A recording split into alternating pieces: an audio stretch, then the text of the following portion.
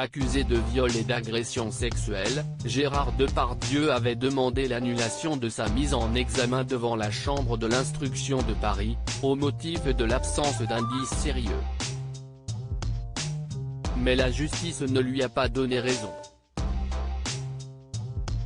Le jeudi 10 mars 2022, la Cour d'appel de Paris a confirmé cette mise en examen, comme l'a expliqué le procureur général de Paris, Rémi Heitz, dans un communiqué relayé par l'AFP.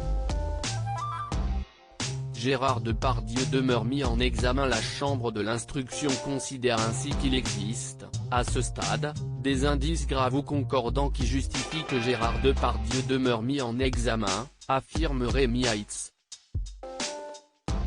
L'enquête suit donc son cours. La plaignante, Charlotte Arnoux, s'était présentée à la gendarmerie de Lambesc, dans les Bouches-du-Rhône, fin août 2018 pour déposer une plainte contre l'acteur.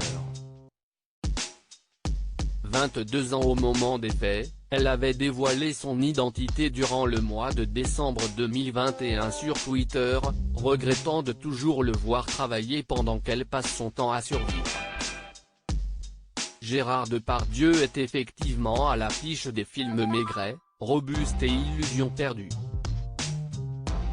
Il a également de très nombreux projets à venir, dont Twins de Lamberto Bava, Cétus de Frédéric Forestier ou encore Les Volets Verts, de Jean Becker. Apprentie comédienne, chanteuse et pianiste, Charlotte Arnoux connaît le monstre du cinéma depuis sa plus tendre enfance. Elle se serait rendue à son domicile en août 2018 afin d'évoquer sa carrière et de répéter un rôle. Elle dénonce, auprès des forces de l'ordre, plusieurs pénétrations digitales imposées et un cunnilingus non consenti. Mon souhait n'était en aucun cas de l'atteindre. Lors de son audition libre à la PJ parisienne, Gérard Depardieu avait reconnu une partie des faits.